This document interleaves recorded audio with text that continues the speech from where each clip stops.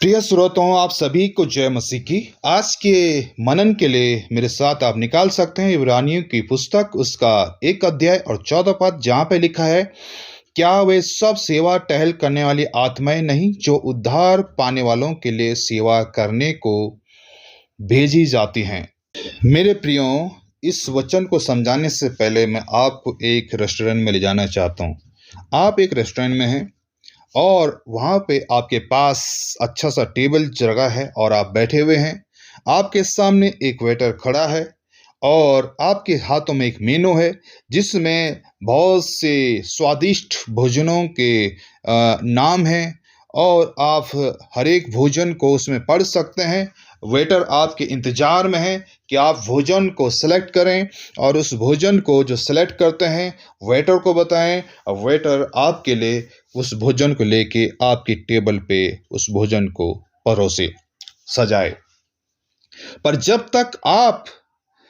जब रेस्टोरेंट में जाते हैं, वेटर आपके सामने है, आप उस वेटर को आज्ञा नहीं देते हैं या आप उस वेटर को बताते नहीं हैं कि आपको कौन सा भोजन खाना है, कौन सा भोजन आपको पसंद है।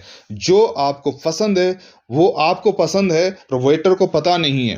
पर जब आप बताएंगे तो वेटर आपके आज्ञा के अनुसार उस भोजन को तैयार करके आपकी टेबल पर रखेगा। मेरे प्रियो, ऐसे ही परमेश्वर ने हमारे लिए भी स्वर्गदूत रखे सेवकाई के लिए, और वो हर एक समय हमारे सामने खड़े रहते हैं ताकि वो हमारी सेवा कर सकें। परंतु हमारा जीवन ऐसा होता है कि हम हर समय रोते रहते हैं, निराशाओं में रहते हैं, चिंताओं में रहते हैं, हमेशा अपनी किस्मत को दोष देते हैं। हमेशा हम जो है कि किसी बीमारी के कारण, किसी विपत्ति के कारण, किसी जो है कि कर्जे के कारण, किसी आने वाली ऐसी अनेक जो परिस्थितियां जीवन में होती हैं, उनके कारण हम लोग निराशा में जीवन जीते हैं और हमेशा अपना दुखड़ा खुद में या अपने आस पड़ोस में या अपने रिश्तेदारों के पास सुनाते रहते हैं कि हमारे साथ बहुत बुरा हुआ, हमारे साथ बहुत बुरा हुआ और हमारे साथ कुछ भी अच्छा नहीं हो रहा है। ये हम अपने मुंह से बार बार बोलते रहते हैं।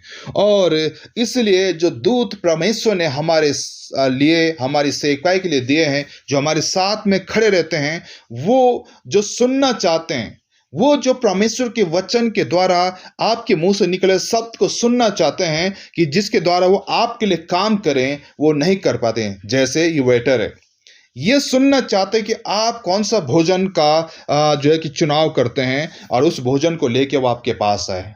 ऐसे ही परमेश्वर के दूत जो हमारी सेवकाई के लिए दिए हैं, वो सुनना चाहते हैं कि आप बोलें और वो आपकी सेवकाई के लिए कार्य करें। पर हमेशा हम निराशा वाले शब्द अपने होंठों से निकालते हैं। हमेशा हम निराशा वाले जो है कि शब्दों के द्वारा हम अपने जीवन को और अधिक जो है कि ऐसी जगह ले जाते हैं जहाँ से हमारे विकास नहीं होता है, जहाँ से हमारे आत्मिक विकास नहीं होता है, जहाँ से हमारा शारीरिक विकास नहीं होता है, जहाँ से हम उन्नति नहीं कर पाते हैं विश्वास में। हमें करने की जरूरत क्या है? हमें अपने आप को बदलने की जरूरत है, अपने शब्दों पे ध्यान देने की जरूरत है और अपने होंठों से परमेश्वर के वचन के द्वारा जो दूत हमें दिए गए हैं, जो प्रभु के वचन में बताए गए हैं, इब्रानियों उसका 1 अध्याय 14 पद में हमें उन दूतों को हुक्म देना। वो हम जैसे ही हुक्म देंगे, वो हमारे सेवकाई के लिए काम करेंगे, वो हमारी मदद करेंगे, क्योंकि वो हमारी मदद के लिए दी गए हैं। वो हमारी मदद के लिए दी गई ताकि जो हम बचाए गए हैं वो हमारी सेवा करें। तो ये मेरे प्रियो, मेरा निवेदन आपसे है, जब भी आप निराशों में जाएं, आप परमेश्वर के वचन का इस्तेमाल करके अपने दूत को जो परमेश्वर ने आपके लिए नियुक्त किया है उसे काम पे लगा सकते हैं और वो आपके लिए ऐसा काम करेगा कि जो निराशा आपके जीवन में है, जो हताशा आपके जीवन में, हटा देगा। अगर आप रोग के लिए प्रार्थना करते हैं, बीमारी के लिए प्रार्थना करते हैं, आप अधिकार के साथ बोलते हैं और हुक्म देते हैं दूत को कि प्रभु यीशु मसीह के वचन के माध्यम से, और बोलते हैं कि हे बीमारी मेरे अंदर से निकल जा, हे कर्जा मैं तुझे हुक्म देता हूं निकल जा, तुरंत परमेश्वर के दूत उस कार्य में लग जाता है जो हमारे लिए दिया गया। मेरे प्रियो, हमें ऐसा करना है। अगर हम ऐसा करते रहेंगे तो परमेश्वर में बहुत फलवंत करेगा, क्योंकि हम उस दूत का सही इस्तेमाल कर रहे हैं, हम उस वचन का सही इस्तेमाल कर रहे हैं, हम उस परमेश्वर को दिया हुआ उस अभिषेक का सही इस्तेमाल कर रहे हैं। और जो दूत परमेश्वर हमारे सेवका के लिए दिए, अगर हम उसका सही इस्तेमाल कर रहे हैं तो परमेश्वर में बहुत आशीषित करेगा और हम कभी निराश नहीं होंगे, परंतु हमेशा परमेश्वर में हम आशीषित होंगे। सो परमेश्वर आप सब लोगों को आशीष दे।